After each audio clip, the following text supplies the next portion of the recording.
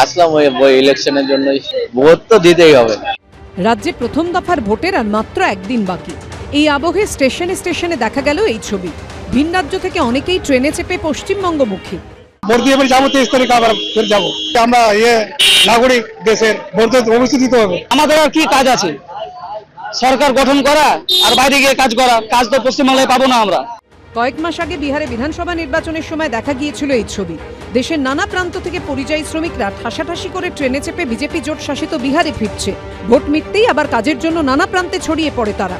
পশ্চিমবঙ্গে প্রথম দফার ভোটের আগেও সেই ছবি, ভিন রাজ্য থেকে পশ্চিমবঙ্গে ফেরার ছবি। 71টা ট্রেন আসছে, পরিযায়ীদের শ্রমিকের কাছে উঠছেন, সেই ট্রেনগুলো কলকাতায় আসবে, তারা পরিধর করে আসবে, মুখ্যমন্ত্রী উন্নয়নের কর্মযোগে সামিল হতে আসবে, একটু অনুরাগের ছোঁয়া দিয়ে তারা আবার তাদের দিকে চলে যাবে। আরো ট্রেনের সংখ্যা বাড়ছে, বাড়বে, আসছে সবাই। বিজেপি যখন এই ছবিতে উচ্ছ্বসিত, তখন এই ছবি নিয়ে বিতর্ক উস্কে দিয়েছেন হাওড়ার হেভিওয়েট তৃণমূল নেতা অরূপ রায়। এরা পরিযায়ী শ্রমিক না অন্য রাজ্যের ভোটার, তাদেরকে এসে রিগিং করাবে সেটা আমি বলা মুশকিল। তা শুধু বললাম তো, বিজেপি যারা করে তারা ক্রিমিনাল ছাড়া কেউ বিজেপি করে না। যারা এদের দলের সঙ্গে যুক্ত প্রত্যেকে বর্ন ক্রিমিনাল। কার অভিযোগ সত্যি, কে মিথ্যে বলছেন, সবটাই ধোঁয়াশা। তবে রেল সূত্রে দাবি, ভোটের আগে পরিযায়ী শ্রমিকদের ঘরে ফেরাতে বিশেষ ট্রেনের ব্যবস্থা করেছে কেন্দ্রীয় সরকার। রেল সূত্রে খবর, এই ট্রেনগুলো সামার স্পেশাল হিসেবে চালানো হবে। সুনীত হালদারের রিপোর্ট, এবিপি আনন্দ। প্রচারের শেষ দিনে দাঁতনে ধুন্ধুমার, বিজেপি প্রার্থী আহত। দাঁতনে বিজেপি প্রার্থীর প্রচারে হামলা চালানো হয়েছে এবং গাড়িতেও আগুন ধরিয়ে দেওয়া হয়েছে বলে অভিযোগ। বিজেপির মিছিলে হামলার ঘটনা ঘটে, পরপর বাইকে আগুন ধরিয়ে দেওয়া হয়। মোহনপুর থানার সামনে অবরোধ করে বিক্ষোভ দেখান বিজেপির কর্মী সমর্থকরা। বিজেপি প্রার্থী অজিত কুমার জানার সমর্থনে বাইক মিছিল হচ্ছিল, আর সেই সময় হামলা হয়। তৃণমূলের বিরুদ্ধে হামলা চালানোর অভিযোগ করেছে বিজেপি। বিজেপির বিরুদ্ধে পাল্টা হামলার অভিযোগ তৃণমূলের।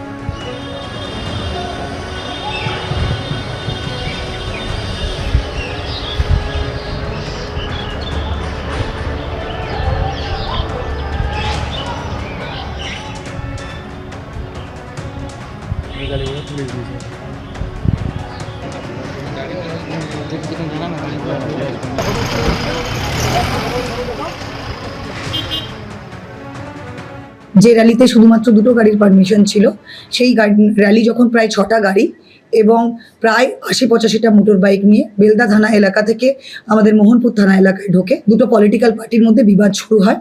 প্রভোকেশনের কারণে, দুতরফের স্লোগানের কারণে সেটা এসক্যালেট করে এবং তাদের প্রায় 25-30টা গাড়ি ভাঙচুর হয়। এখনো পর্যন্ত প্রায় 16 জনকে আমরা ডিটেইন করেছি। তারপরে দেখা হচ্ছে তাদের মধ্যে কারা কারা ওই ঘটনায় ছিল। যারা গন্ডগোল তৈরি করেছেন এবং আইন নিজের হাতে দিয়েছেন, তাদের কাউকেই আমরা রেয়াত করব না যতক্ষণ না ভোট শেষ হবে।